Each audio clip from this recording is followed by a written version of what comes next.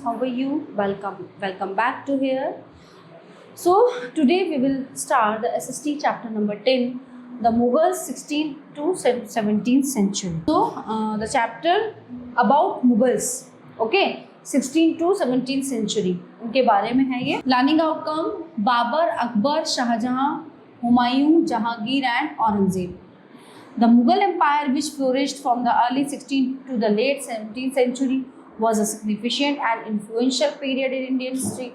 Founded by Babur in 1526 after his victory at the First Battle of Panipat, the Mughal Empire marked the beginning of a new era, characterized by remarkable advancement in art, culture, architecture and governance. The Mughals were descendants to the two great lineage of rulers. Okay, so from their mother's side, they were descendants of Genghis Khan. Genghis Khan died 1277. The Mongol ruler who ruled over parts of China and Central Asia from their father's side, they were the successor of Timur, died 404, the ruler of Iran. So Iraq in modern day Turkey. However, the Mughals did not like to be called Mughal or Mongol. This was because Genghis Khan's memory was associated with the massacre of innumerable people. So it was also linked with the Uzbeks, their Mongol competitors. On the other hand, the Mughals were proud of their Timurid ancestry, not least of all because their great ancestor had captured Delhi in 1398. So they celebrated their genealogy pictorially, each ruler getting a picture made of Timur and himself. Now we will talk about Babur. The real names of Babur was Zahiruddin Muhammad.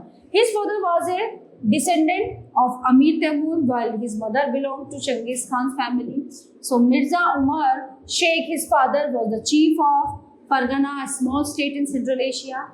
So he died when Babur was only 11 years old.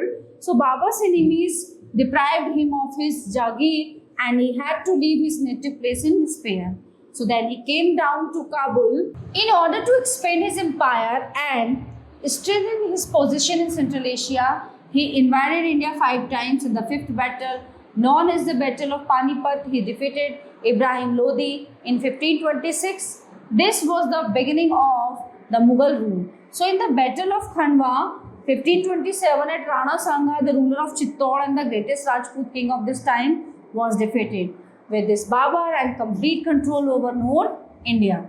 Even after Khanwa, Babur had to fight a battle at Ghagra against the Afghans in 1528 and other battle at Chanderi against the Rajputs in 1529.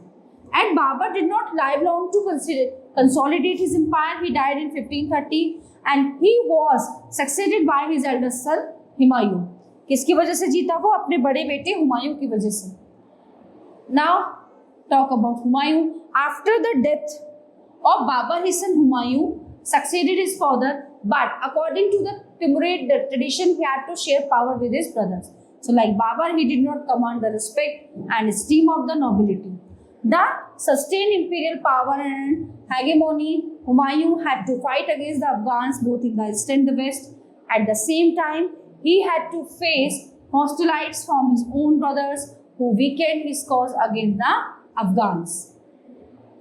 Afghan, under the leadership of Sher Khan, popularly known as Sher Shah Suri, captured Gaur, the capital of Bengal, and beside Mahmud Shah, the ruler of Bengal, Sher Khan defeated Humayun. First at the Battle of Chausa and then at Kannauj, Humayun fled from India and sought refuge in Persia, ruled by the Safavid dynasty. He conquered Kabul and Kandahar and captured Delhi and Agra.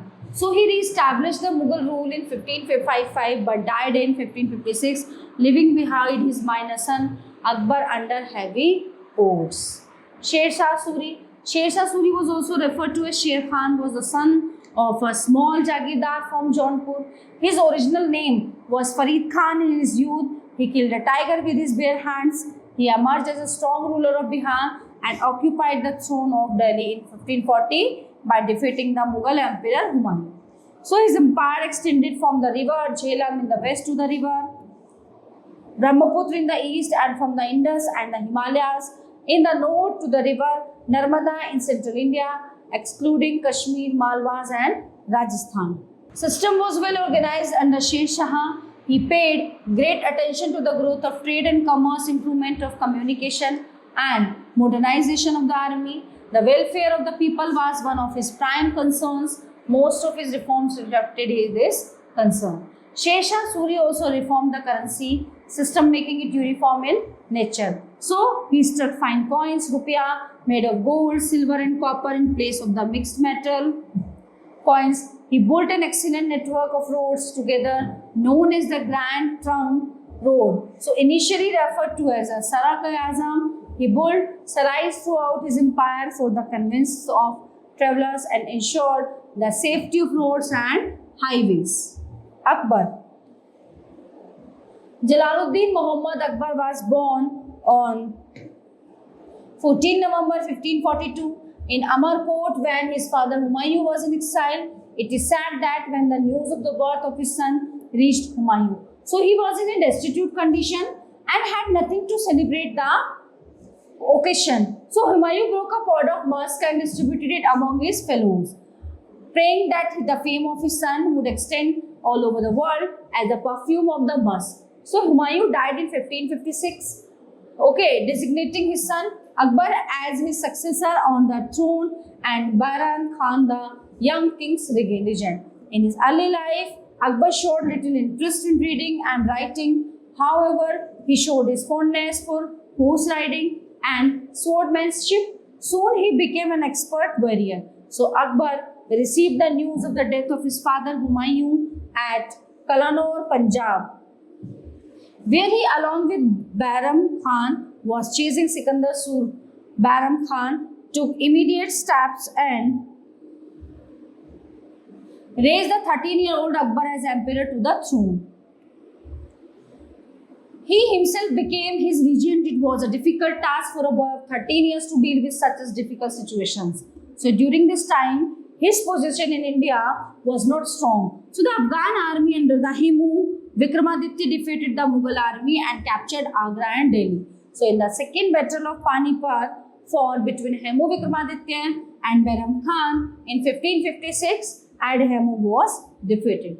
It gave Delhi and Agra back to Akbar. Agra became the capital of the Mughal Empire. So during the next 4 years, Bahram Khan enjoyed supreme position in the state as the emperor's guardian and prime minister from 1556 to 60. And he captured Punjab, Jaunpur, Ajmer and Gwalior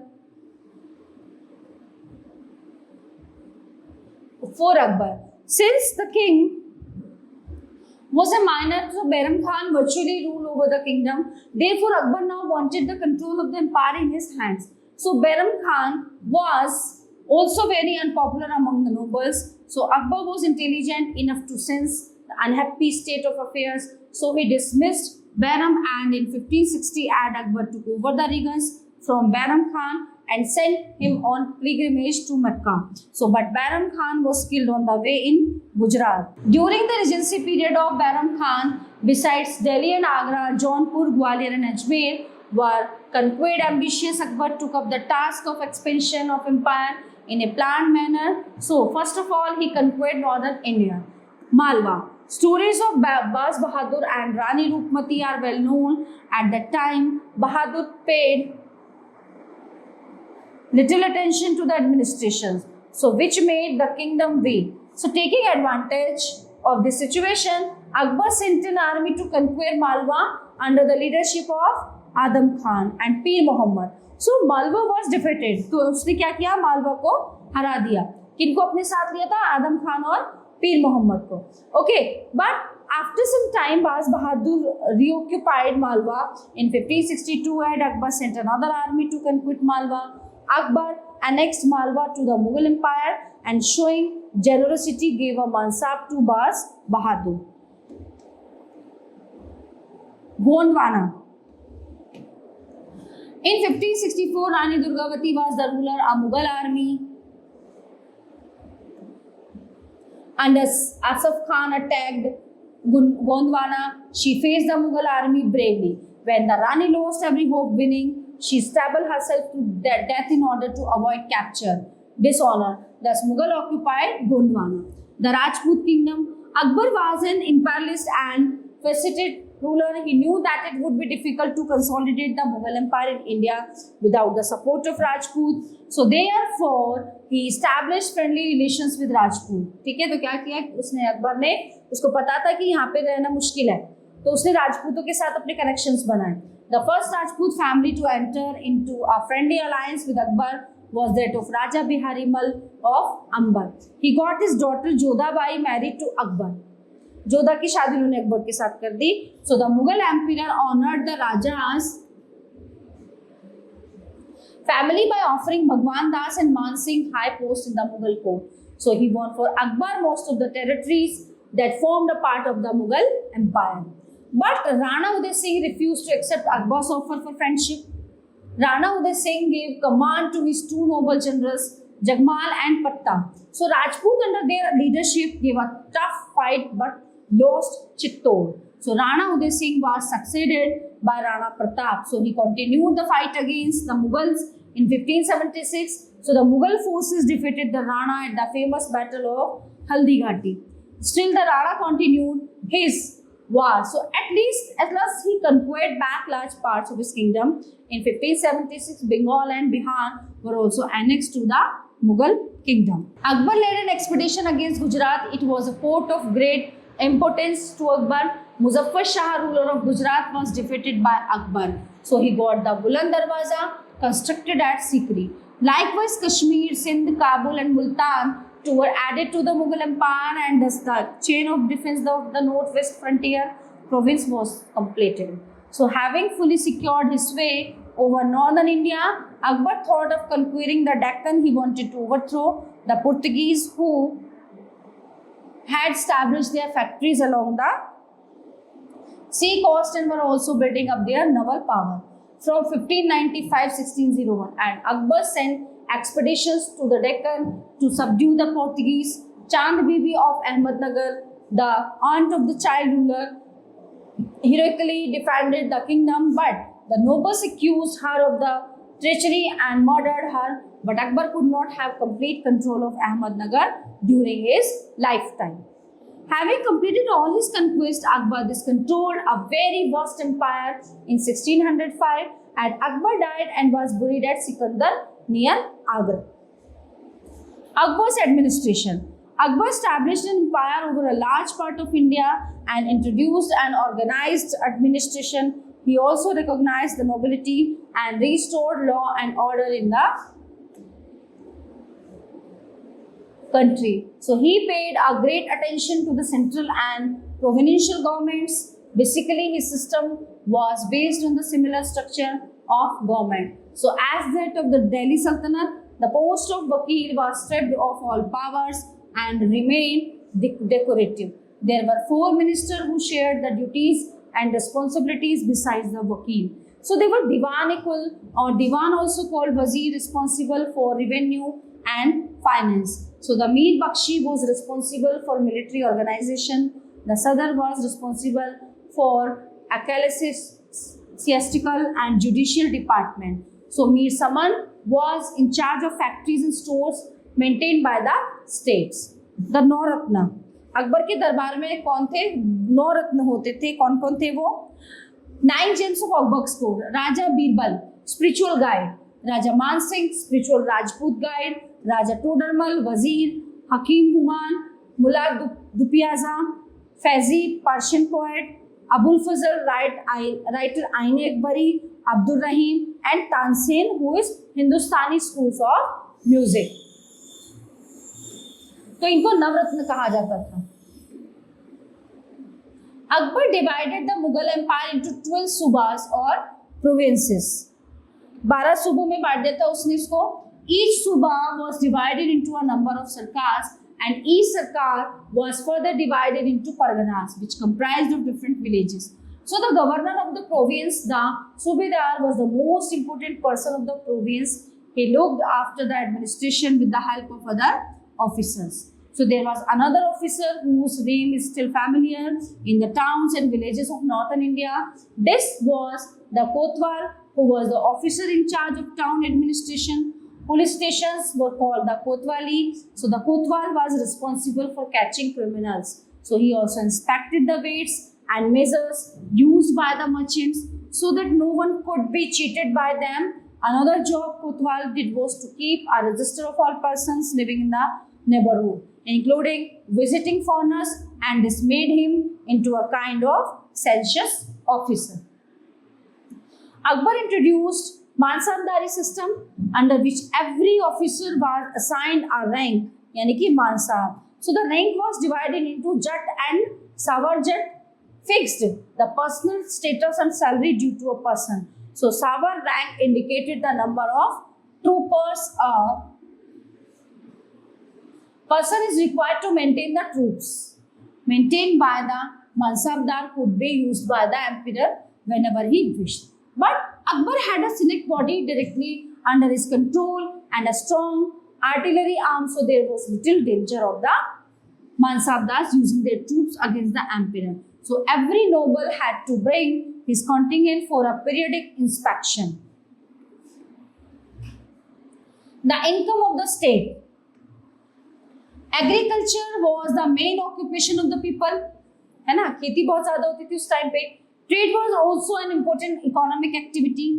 Foreign trade was varied. Mughal nobility was fond of luxuries which were imported from Arabia, Africa and Asian countries. During this period, European trading companies like Portuguese, Dutch, English and French also began trade mainly in spices and textile. The government collected revenue from two sources, the land and trade. दो होते थे, land भूमि का और व्यापार का revenue. Most of the revenue was spent in paying the salary of the officers. Officers पे खर्च करते थे, जैसे आजकल होता है ना, जो हमारा टैक्स होता है वो आर्मी पे यूज होता है, उनकी गाड़ीज, उनकी बुलेट प्रूफ गाड़ीज वगैरह, तो उनके लिए होता है. ऐसे ही जो है जो टैक्स होता था वो ऑफिसर्स की उसमें सैलरी जाती थी. The higher officials received very large salaries which enabled them to live in great luxury. The revenue system of Akbar was a grand success. Akbar wanted detailed information on the produce and revenue of his empire. So the produce of the land varied from region to region. Raja Todarmal was asked to make an estimate of the land revenue. So this assessment was helpful to the peasants. Now they would know how much of their produce they could keep and how much they had to give to the state. Also, this had to be done in order to check the amount of revenue which was being sent to the government. अब धार्मिक नीति क्या थी? Religious policy.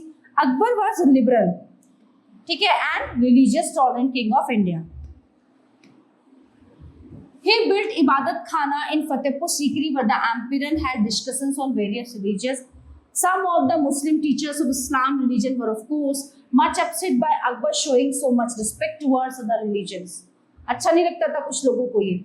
Later on he suggested a new religious path. This was based on the common truths of all religions and a few rules which he took from various religions. This religious path was referred to as the Din-e-Ilahi or divine monotheism, the religion of the one God. यानी कि भगवान एक ही है, अब आप मानो, उनको मानने के तरीके अलग अलग हैं. He discouraged killing of animals and suggested that people should stop eating meat at least for a few days every year. He strongly disapproved of women becoming satis on the death of their husbands. He also introduced the veneration of the sun, fire and light in his rituals. Okay, तो उसने मतलब ये चीजें उसने कही थी कि हर साल जो है मतलब साल में कम से कम हफ्ते में एक हफ्ते के लिए मीट नहीं खाना चाहिए, और जो औरतें होती थी जिनको सती किया जाता था वो रुकना चाहिए, ठीक है. Sun, fire and light in his ritual. So Akbar respected the feelings of different religions people. Some of nobles such as Raja Birbal, Raja Man Singh were the favorite of the emperor. Akbar was a great ruler not because he ruled was vast empire but because of his concern for the people of the country. है ना, country के लोगों से क्या था, उसको concern था, वो एक काइंड हार्टेड पर्सन था. Akbar's great dream was that India should be united as one country. He also believed that if people followed his new teachings, there would be unity and peace. Architecture. There was prosperity in the country during the reign of Akbar. He took keen interest in erecting buildings through the efforts of Akbar to prevailing Persian and Hindu styles of architecture enlightenment and took the form of new style of architecture. Akbar built Humayun's tomb at Delhi. This is the earliest monument of his time. So Akbar built a fort at Agra. Okay, at his 500 buildings of red sandstone, Jahangir Mahal in Agra Fort, as fine ornate handwork fort at Lahore, was also built by Akbar. But the most ambitious architectural project and notable building achievement of Akbar's reign was the new capital city of Fatehpur Sikri and its buildings. The most magnificent building at Sikri are Jodha Bai Place. So the residential places of Maryam and the Sultana, the house of Birbal, the Sonhala Makkan, or the house of the princes of Ambar, the Diwane Khas, Panch Mahal, Jama Masjid, Buland Darwaza, and the tomb of Sheikh Salim Chishti. All these are secular buildings, but the most impressive part of Fatehpur Sikri is the group of structures of religious nature, in which Jama Masjid predominates. The highest architectural skill was concentrated on the masjid. Paintings. During the Akbar time, paintings made remarkable progress. He created a separate department of painting with Khwaja Abdul Samad as its head. Other foreign painters were Farooq Beg and Jamshed. Akbar encouraged pictorial art in all possible ways and engaged master painters to illustrate numerous famous works as the Chengiz Nama and Zafarnama, the Ramayana, Kalyandaman, and Ayardanish. The best works of paintings were undertaken when Akbar was staying at his new capital Fatehpur Sikri. Music. Akbar was a great lover of music. He had a good knowledge of the technique of music and played exquisitely on the Indian instrument, Nakraha, and he is reported to have composed tunes. His liberal patronage and keen interest in music attracted to the imperial court a large number of musicians. So Hindus, Iranis, Turanis, and Kashmiris, both men and women, the court musicians were arranged in 7 groups, 1 for each day in a week, and Akbar used to listen to their music with rapt attention. So the most renowned of these was Mia Talsen of Gwalior, about whom Abul Fazl writes that a singer like him has not been in India for the last 1000 years. So Baz Bahadur of Malwa, employed by Akbar, was also noted for his music and Hindi song. With the exception of Mubarak and Abul Fazl, the Amir and courtiers of Akbar was also noted for his music and Hindi songs. With the exception of Mubarak and Abul Fazl, the Amir and courtiers of Akbar like Abdur Rahim, Khana, Raja Bhagwan Das and Raja Man Singh patronized musicians. The celebrated singers and musicians composed and introduced new varieties of rags, yani ragas, like Tarana, Tumri, Ghazal, Qawwali, etc. And some Sanskrit works written on music were translated into Persian language. Literature. Akbar himself was illiterate, but he gave patronage to scholars, poets, and historians. He encouraged literature. He also spent many hours in educating himself.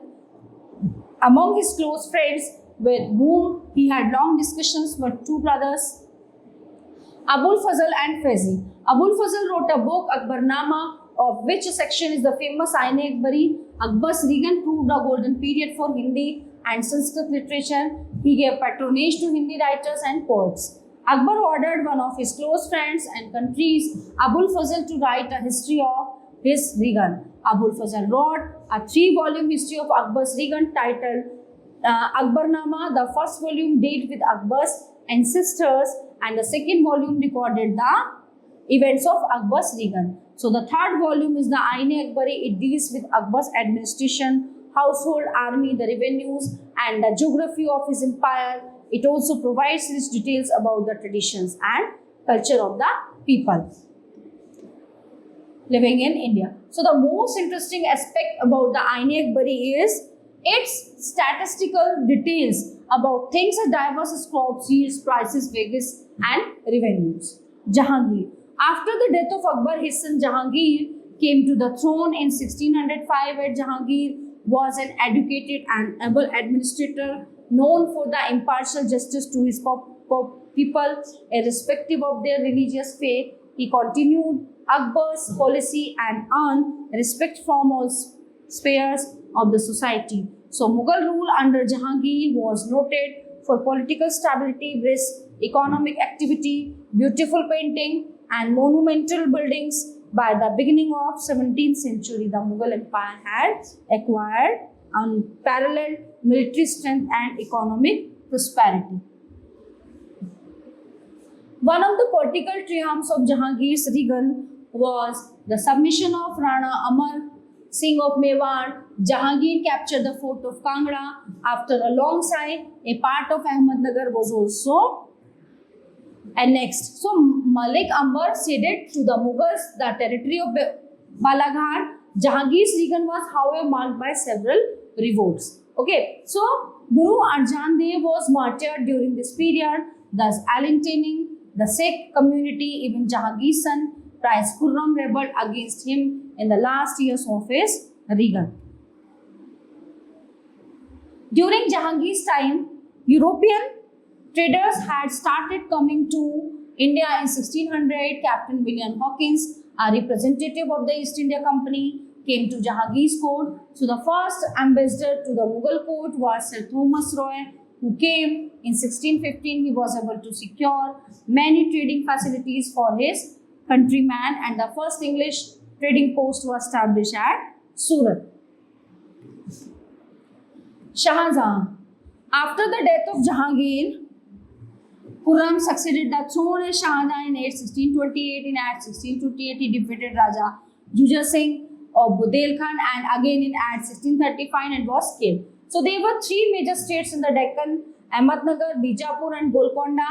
These states created troubles for the Mughal Empire and on Prince Aurangzeb was made the Subedar viceroy of the Deccan. So Shah Jahan also had trouble with the Portuguese because they still practiced piracy. So the Mughal armies acted against them and cleared them out of Hubli. Shah Jahan's relations with the English were, however, cordial. Many of foreign travelers, including the French, like Bernier and Trevenier, and Italian Manuki, visited his kingdom. They have left a vivid account of his reign. Shah Jahan's reign, however, best remembered for his many buildings and fine architecture activities, which we shall study towards the close of this chapter. He faced famine and plague in a large part of Gujarat, Khandesh, and Deccan, in which thousands of people died. So Abdul Hamid Lahori described in his accounts the strategies adopted by Shah Jahan to control situations of famine and plague. In addition to Jahangir's empire, the Nizam Shahi's dynasty of Ahmednagar was brought under Mughal control by Shah Jahan. The Deccan Sultanate of Bijapur and Golconda accepted his supremacy in 1636. So he reconquered Kandahar in 1638 and routed the Uzbeks at Balkhan in 1647 and annexed the region of Kamarupa in Assam. Shah Jahan shifted the capital of the Mughal Empire from Agra to Delhi and ruled over the Red Fort. ठीक है, अब वो क्या करना चाह रहा था? Empire from Agra to Delhi. वो बनना चाह रहा था उसका, वो शिफ्ट करना चाह रहा था कैपिटल को. So the last of the great Mughals. Now we will talk about Aurangzeb. The last of the great Mughal Aurangzeb ascended. Why he is great? These are not great. These are the coward. इन्होंने इतने साल हम पे राज किया और हमारे देश को लूटा. Aurangzeb ascended the throne at Delhi, assuming the title of Alamgir. He ruled for 50 years till his death in February 1707 in Ahmednagar during his reign. Aurangzeb tried to fulfill his great ambition of bringing the entire subcontinent under one rule. So it was under his rule that in 1687 Bijapur and Golconda, the last of the two Shia states, surrendered to the Mughal Empire. So the Marathas continued to fight against Aurangzeb for some time. The last 26 years of Aurangzeb was devoted to his relentless Deccan camping, for the purpose of which he had moved his court to Deccan. So under Aurangzeb's rules, the border of the Mughal Empire spread out further than ever before. But due to lack of communication and poor infrastructure, it was difficult to hold the empire together. So if the court was in the north, there was a rebellion in the south and vice versa. He faced many rebellions from the Marathas under Shivaji, the Sikhs, the Jat and the Satnamis. Though he ruled longer than any of his predecessors, yet he could not stop the decline of the Mughal Empire, which Hassan, after his demise as one of his sons, was trained to rule. A war of succession also followed his death. Aurangzeb, though a staunch Muslim, gave many grants for the restoration of Hindu temples during his reign. He also appointed Hindus to leading and commanding position in his government. His chief architectural achievement is the Badshahi Mosque at Lahore, the largest mosque in the world of that time. Okay, so the all topics are covered in this chapter. I hope you all are very well understand it. We will meet you the next class. Thank you.